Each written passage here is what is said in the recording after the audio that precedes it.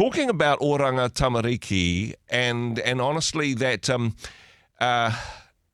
the headlines show that something isn't working in this space. Yes, there are some proposed changes to accountability and training, and perhaps some of the systems and structures need tweaking. But honestly, from what we see in our newspapers, something seems to be broken, not necessarily within Oranga Tamariki, but within our society at large. What do you make of it, Simon? Well, firstly, welcome. Thank you for the welcome to the show. I was working on my lip reading very busily. Sorry, small glitch in the system there. Yeah. Oh, no, no trouble at all. Look, Oranga Tamariki, I've had a lot to do with, well, not a lot, a bit to do with over my political life and otherwise. And look, there's some amazing people in there, not only the people they care for, the young ones, but various workers. But overall, it's broken. And it's been broken, I would argue, for a while, including when it was called Child, Youth and Family. And I suppose the fundamental point is that Oranga Tamariki government, and you could make the argument society at large, is not actually addressing the underlying issues.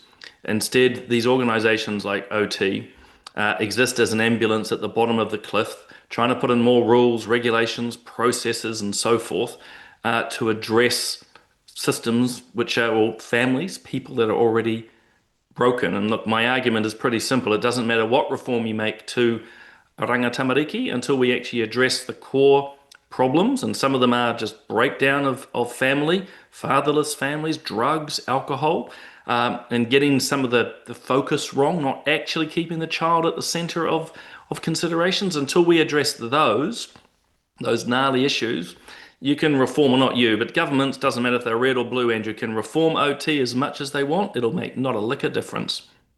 Tragically, we do see stories in our news all too often of harm and sometimes resulting in death from young people in their own family homes, in those own situations. It's not many weeks where we don't see a headline like this. Are we getting immune to it? Are we just... The thing that I fear, Simon, is that we're just saying, oh, that's just an unfortunate part of the society in which we live, rather than saying, this is something which is so terrible. If this is the outcome that we're seeing, what is happening at the top of the cliff? What can we do to change these outcomes? Look, I think in asking the question, you've sort of actually provided the answer to. I think we are normalizing a lot of this. I think as a society in general, we're afraid to actually have the deep, if you will, ethical and political, cultural discussions about what is happening at the top of the cliff. We don't want to confront the issues of fatherless families, the fact that too many people, drug and alcohol addictions, which has a direct link to a lot of the violence in families which see children being taken away. We're not prepared to confront it. And last few weeks, Andrew, is a good example. We've had the tragic death, we assume murder, of a child in Foxton a few weeks earlier in Kaikoui. Yeah. Police still haven't got to the bottom of baby Rue after several years. And, you know, another part of it is we shy away from these discussions. We're afraid to discuss why this is happening.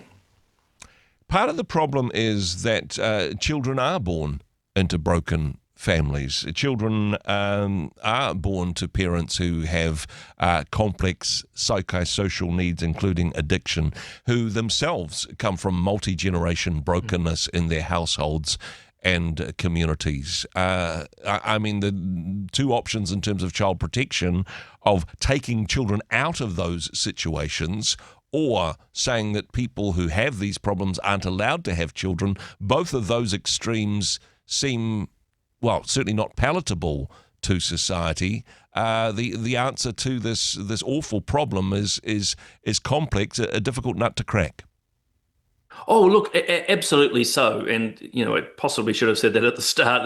There's no silver bullet or simple solution. This is deeply complex because we're dealing with human beings and their children. Yeah. And as you say, a lot end up being taken away. Those are extreme circumstances. I suppose a lot of it starts as how we actually intervene and support those families. Again, that's not easy.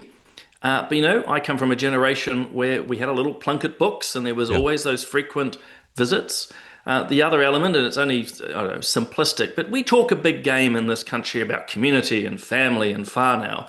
Well, we talk about it, but I actually don't see it demonstrated in a lot of times. A lot of those families, be it solo mums or whatever, they are struggling alone.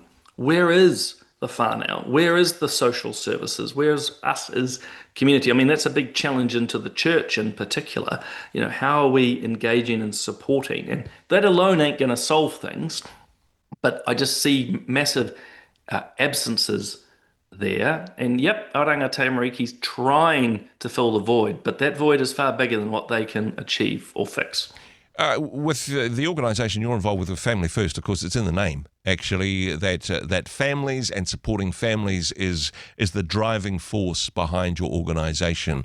However, simply saying, and I'm not saying this is what you're doing, but saying, oh, well, your family should be like my family. Your family should have two parents in a stable, loving relationship. Your family should have the access to the resources that they need for their children to survive. If only everybody was more like us, then there would be less problems for the children in those families.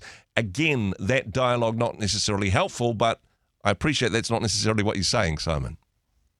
No, and we definitely don't say that. I mean, Family First would say, look, there is an ideal family unit. It's the biological, losing my English already, the biological mum and dad and their children. Yep. That's the ideal, but that doesn't mean that everyone has to fit that. We're very aware there's a wide range of families. I've shared with your viewers and listeners before. Look, I'm adopted and I'm married to someone who's divorced, so I'm a stepfather. Yep. Okay, so I'm not a paragon of Family First in that sense, but we can still speak to ideals and point to actually research after research which shows that is the best, most stable place to raise families. So it's something we aspire to. Yep. And I suppose what we do in one illustrative way is, our campaigning often against, and we've used the word normalization here, a lot of our mainstream media tries to normalize a lot of very broken situations, relationships, and structures, which are just actually exceptionally unhelpful.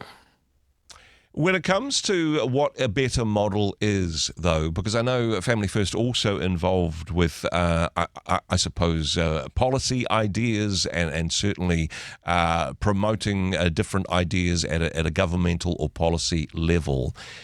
In your opinion, either as Simon O'Connell or representing Family First, do we need to start again when it comes to Oranga Tamariki? Is the system in itself broken, or do we still keep tweaking and hoping and praying for better outcomes for the next generation?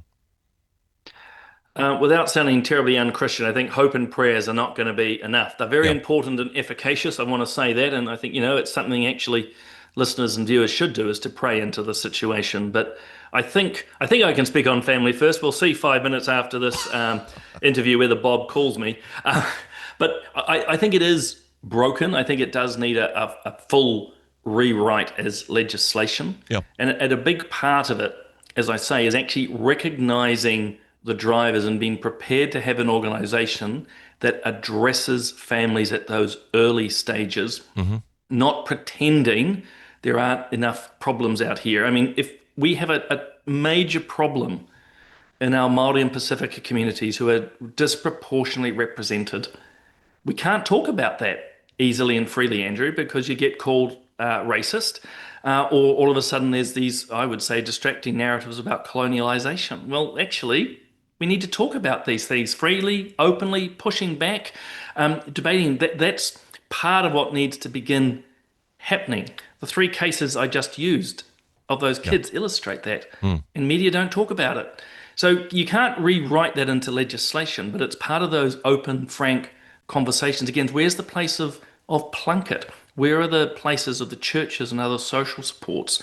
This needs to be there. And finally, amongst many things, by the way, we talk so much about this being child-centric and child-led. Well, all I've observed is the children just get to do whatever they want in Oranga Tamariki's care because the adults feel they can't do much without the child's consent. Well, I'm sorry. We as society do know what's good for children. We should be able to actually empower them, support them. And so we have systematic problems in place like that as well. As you mentioned, you can't legislate stable families, but do you think that perhaps there is legislation or policy which is disincentivizing or not incentivizing stable family relationships? Oh, I think so. I think so. I'm pleased you raised it because it was in my mind before we started this chat that yeah, these are moral issues we're ultimately talking about, Yep. and you can't legislate your way out of them. You can provide some guardrails if you like, but I think in general we don't see a lot of what you could term as family-friendly policies from governments that actually support the traditional nuclear family as such. I mean, that's a big debating point, I'm sure, for some. Yep. But we do actually enable poor behaviours to continue. And certainly within Oranga Tamariki, I want to stress that limited experience, is so much focus on the child, what the child wants, that legislatively and in practice, it's very hard to actually guide the child towards what are the right decisions. We've lost our confidence, in other words, Andrew, Yep. as adults to say, actually, we've learned a thing or two, let's impart that. So government policy embraces a lot of relativism, be it cultural relativism or age relativism, and we need to, I'd argue, push back against that. Hey, appreciate your comments. This is a complicated issue, but an important one for us to be talking about.